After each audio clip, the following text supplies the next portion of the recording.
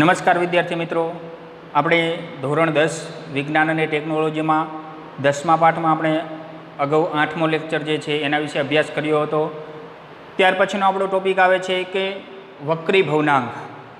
તો વક્રી ભવનાંક માટે અગાઉ આપણે અભ્યાસ કરી ચૂક્યા છીએ કે જ્યારે પ્રકાશનું ત્રાંસુ કિરણ એક પારદર્શક માધ્યમમાંથી બીજા પારદર્શક માધ્યમમાં પ્રવેશે છે ત્યારે તે પોતાની દિશા જે છે તે બદલે છે। એટલે કે એક પારદર્શક માધ્યમમાંથી બીજા પારદર્શક માધ્યમમાં પ્રવેશે ત્યારે તે પોતાની દિશા બદલે છે, એટલે કે એનું વક્રીભવન થાય છે, એવો આપણે અગાઉ અભ્યાસ કર્યો હતો। જ્યારે કોઈ બે માધ્યમની જોડ આપેલી હોય અને દિશાના પરિવર્તનની માત્રા તે વક્રીભવનાંકના પદમાં આપણે રજૂ કરી શકાય છે। અને એના વિશે આપણે એક સમીકરણ અગાઉ અભ્યાસ કર્યો હતો, sin i upon sin r equal to અચળ। આ સમીકરણ આપણે અગાઉના લેક્ચરમાં અભ્યાસ કર્યો હતો, જેને આપણે વાત કરી હતી કે સ્નેલનો નિયમ આપણે કહેતા હતા કે આપાત કોણનો સાઇન અને વક્રીભૂત કોણના સાઇનનો ગુણોત્તર અચળ હોય છે, એટલે sin i upon sin r equal to અચળ। આ સમીકરણ આપણે અગાઉ રજૂ કર્યું હતું। હવે આપણે વાત કરી કે જુદા જુદા માધ્યમોમાં પ્રકાશના પ્રસરણની સાપેક્ષ ઝડપ તરીકે ઓળખાતી મહત્વપૂર્ણ ભૌતિક રાશિ સાથે વક્રી ભવનાંકને સાંકળી શકાય છે। એવું જોવા મળે છે કે જુદા જુદા માધ્યમોમાં પ્રકાશ જુદી જુદી ઝડપે પ્રસરણ પામે છે। જેમ અલગ અલગ માધ્યમ, ઉદાહરણ તરીકે હવાનું માધ્યમ હોય, કાચનું માધ્યમ હોય, પાણીનું માધ્યમ હોય, ગ્લિસરીનનું માધ્યમ હોય, તો જુદા જુદા માધ્યમોમાં પ્રકાશની જે ઝડપ છે એ જુદી જુદી આપણને જોવા મળે છે। બધામાં એકસરખી ઝડપ આપણને જોવા મળતી નથી। તો વાત કરી તો પ્રકાશ શૂન્યાવકાશમાં સૌથી વધુ ઝડપ, પ્રકાશની શૂન્યાવકાશમાં ઝડપ કેટલી હોય તો કે 3 × 10⁸ મીટર પ્રતિ સેકન્ડ। શૂન્યાવકાશમાં પ્રકાશની ઝડપ યાદ રાખજો, MCQ ખાલી જગ્યામાં પૂછી શકાય, 3 × 10⁸ મીટર પ્રતિ સેકન્ડ।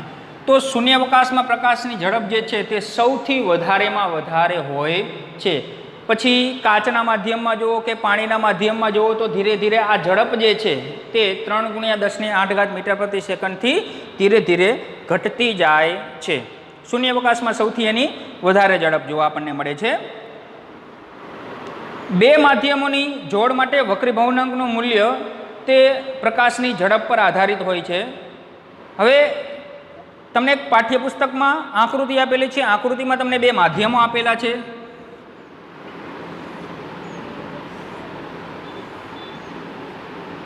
એક છે માધ્યમ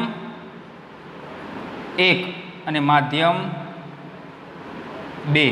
માધ્યમ 1 જે છે એ છે હવા અને માધ્યમ 2 જે છે એ છે કાચ। એક આ કાચનો સ્લેબ છે। આપણે અગાઉ અભ્યાસ તો આના વિશે કર્યો જ હતો। આ બે અલગ અલગ માધ્યમો છે। એક માધ્યમમાંથી બીજા માધ્યમમાં પ્રકાશ પ્રવેશે ત્યારે શું થાય તો કે એનું વક્રીભવન થાય છે, બરાબર। અગાઉ આપણે આના વિશે અભ્યાસ તો કર્યો જ છે। તો ધારો કે આ બે માધ્યમો છે, પહેલા માધ્યમમાંથી બીજા માધ્યમમાં પ્રકાશનું કિરણ જે છે તે ગતિ કરે છે। ધારો કે માધ્યમ 1માં પ્રકાશની ઝડપ v1 તથા માધ્યમ 2માં પ્રકાશની ઝડપ v2 છે, બરાબર। ધારો કે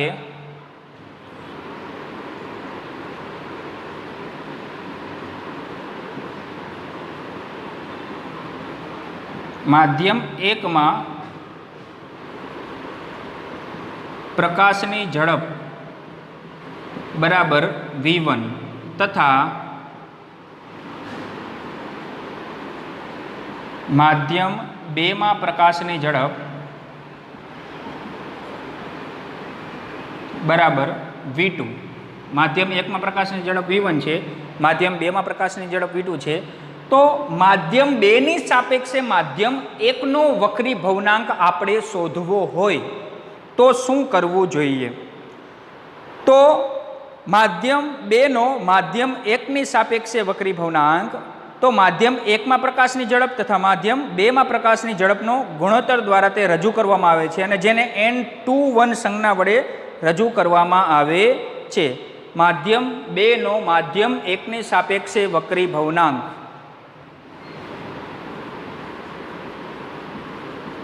માધ્યમ 2 નો માધ્યમ 1 ની સાપેક્ષે વક્રી ભવનાંક. માધ્યમ 2 નો માધ્યમ 1 ની સાપેક્ષે વક્રી ભવનાંક. તો માધ્યમ 2 નો વક્રી ભવનાંક અને માધ્યમ 1 નો વક્રી ભવનાંકનો ગુણોત્તર લેવામાં આવે છે. બરાબર માધ્યમ 1 નો વક્રી ભવનાંક અને માધ્યમ 2 ના વક્રી ભવનાંકનો ગુણોત્તર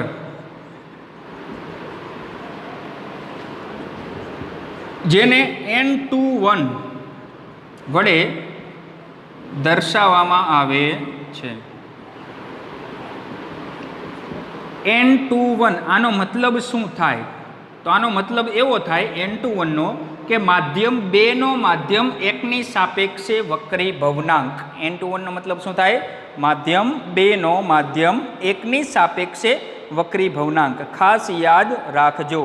હવે એનું સમીકરણ આપણે જોઈએ તો n21 બરાબર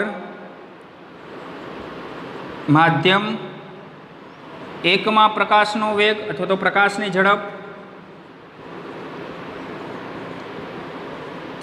છેદમાં માધ્યમ 2 માં પ્રકાશની ઝડપ. આ એનું સૂત્ર છે, ખાસ યાદ રાખજો. માધ્યમ 1 માં પ્રકાશની ઝડપ આપણે કેટલી કીધી છે? v1 છેદમાં માધ્યમ 2 માં v2. તો આપણને સૂત્ર શું મળ્યું? n21 બરાબર v1 અપોન v2. યાદ રાખજો માધ્યમ 2 નો માધ્યમ 1 ની સાપેક્ષે વક્રી ભવનાંક બરાબર v1 ના છેદમાં v2. તો આ જ રીતે આપણે માધ્યમ 1 નો માધ્યમ 2 ની સાપેક્ષે વક્રી ભવનાંક જે છે એ પણ નક્કી કરી શકીએ. તો અહીંયા લખું છું, જોઈજો. તે જ રીતે માધ્યમ 1 નો માધ્યમ 2 ની સાપેક્ષે વક્રી ભવનાંક તો એને n12 વડે દર્શાવવામાં આવે છે. શેના વડે દર્શાવવામાં? n12. તો આમાં સમીકરણ જે છે તે ઉલટું થઈ જશે. તો ઉપર માધ્યમ 2 માં પ્રકાશની ઝડપ છેદમાં માધ્યમ 1 માં પ્રકાશની ઝડપ, એટલે આનું સૂત્ર છે થશે v2 અપોન v1.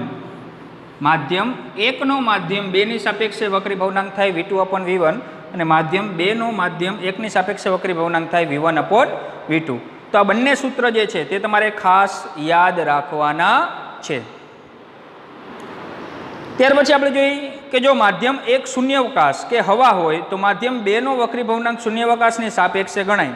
તેને માધ્યમનો નિરપેક્ષ વક્રી ભવનાંક કહે છે. બરાબર? તેને ફક્ત n2 વડે દર્શાવવામાં આવે છે. ચાલો જોઈએ.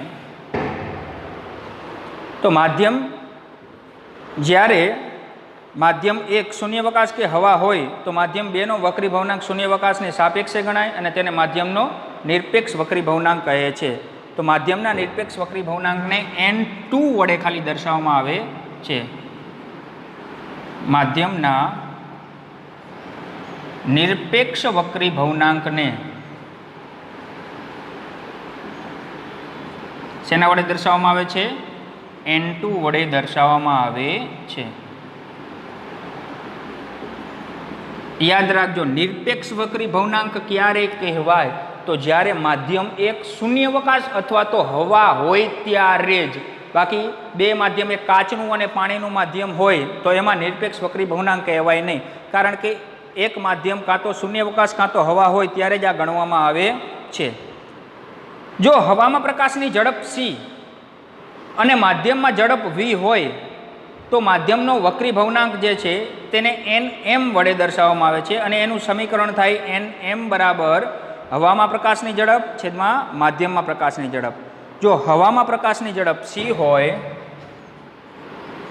જો હવામાં પ્રકાશની ઝડપ c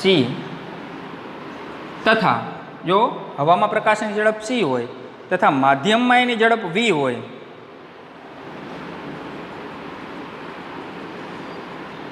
માધ્યમમાં તેની ઝડપ v હોય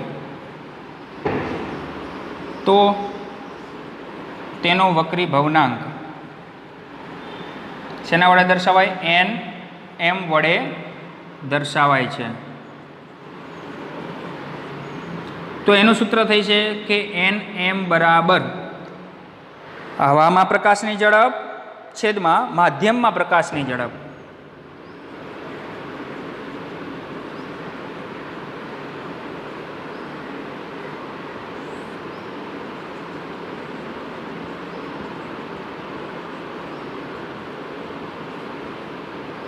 હવામાં પ્રકાશની ઝડપ આપણે કેટલી કીધી?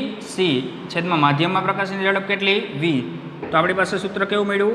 n m બરાબર c ના છેદમાં v. તો આ શેનું સૂત્ર થાય? તો કે નિરપેક્ષ વક્રી ભવનાંકનું. શેનું સૂત્ર થાય છે? નિરપેક્ષ વક્રી ભવનાંકનું. અને આ બંને જે છે તે સાપેક્ષ વક્રી ભવનાંક. આ માધ્યમ 2 નો માધ્યમ 1 ની સાપેક્ષે વક્રી ભવનાંક, આ માધ્યમ 1 નો માધ્યમ 2 ની સાપેક્ષે વક્રી ભવનાંક. બરાબર. તો 3 સૂત્ર જે છે તે તમારે ખાસ યાદ રાખવાના છે. 3 સૂત્રો યાદ રાખજો. હવે માધ્યમના નિરપેક્ષ વક્રી ભવનાંક ફક્ત વક્રી ભવનાંક જ કહે છે. હવે એક તમને કોષ્ટક આપેલું છે, એમાં કેટલાક માધ્યમોના વક્રી ભવનાંક તમને આપેલા છે અને તમે જાણી શકો છો કે પાણીનો વક્રી ભવનાંક જે છે એમાં 1.33 છે. એનો અર્થ એ થયો કે હવામાં પ્રકાશની ઝડપ તથા પાણીમાં પ્રકાશની ઝડપનો ગુણોત્તર 1.33 છે. એના ગુણોત્તરના ઝડપ બરાબર ગણાય છે. તો તે જ રીતે ક્રાઉન કાચનો વક્રી ભવનાંક તમને 1.52 આપેલો છે. આ પ્રકારની માહિતી ઘણી જગ્યાએ ઉપયોગી આપણને થાય છે. જોકે આ માહિતી તમારે યાદ રાખવાની જરૂર નથી. જ્યારે કોઈ પણ તમને દાખલો પૂછાય તો દાખલામાં તમને એમનો ગુણોત્તર જે છે, વક્રી ભવનાંક જે છે એ તમને આપેલો હોય છે. તો અહીંયા બોર્ડ ઉપર તમને એક કોષ્ટક દેખાય છે. એમાં સૌથી પહેલું ખાનું છે કે દ્રવ્ય માધ્યમ, ત્યાર પછી એનો વક્રી ભવનાંક આપેલો છે, બાજુમાં પણ દ્રવ્ય માધ્યમ છે અને એનો વક્રી ભવનાંક આપેલો છે. હવે આ તમારે યાદ રાખવાની જરૂર નથી, પણ અમુક એવા છે કે બરફ છે, વાયુ છે, પાણી છે, આલ્કોહોલ, એવા અમુક તમારે યાદ રાખવા જોઈએ કે જે અગાઉ તમારે કામ આવે. તો સૌથી પહેલું છે વાયુ. તો વાયુનો વક્રી ભવનાંક કેટલો છે? તો તમે જોઈ શકો છો કે વાયુનો વક્રી ભવનાંક છે 1.0003, પરંતુ એને તમે 1 લખી શકો. ત્યાર પછી બરફ. તો બરફનો વક્રી ભવનાંક કેટલો છે? 1.31. ત્યાર પછી પાણી. તો પાણીનો વક્રી ભવનાંક તમને આપેલો છે 1.33. ત્યાર પછી આલ્કોહોલ. તો આલ્કોહોલનો વક્રી ભવનાંક આપેલો છે તમને 1.36. ત્યાર પછી કેરોસીન. કેરોસીનનો વક્રી ભવનાંક છે 1.44. ત્યાર પછી ફ્યુઝ ક્વાર્ટ કે જેનો વક્રી ભવનાંક આપેલો છે 1.47. ત્યાર પછી ટર્પેન્ટાઇન તેલ, એનો વક્રી ભવનાંક છે 1.47. ત્યાર પછી બેન્ઝીન. તો બેન્ઝીનનો વક્રી ભવનાંક છે 1.50. ત્યાર પછી ક્રાઉન કાચ કે જેનો વક્રી ભવનાંક છે 1.52. ત્યાર પછી કેનેડા બાલ્સમ કે જેનો વક્રી ભવનાંક છે 1.53. ખનિજ મીઠું. તો મીઠાનો વક્રી ભવનાંક છે 1.54. કાર્બન ડાઇસલ્ફાઇડ કે જેનો વક્રી ભવનાંક છે 1.63.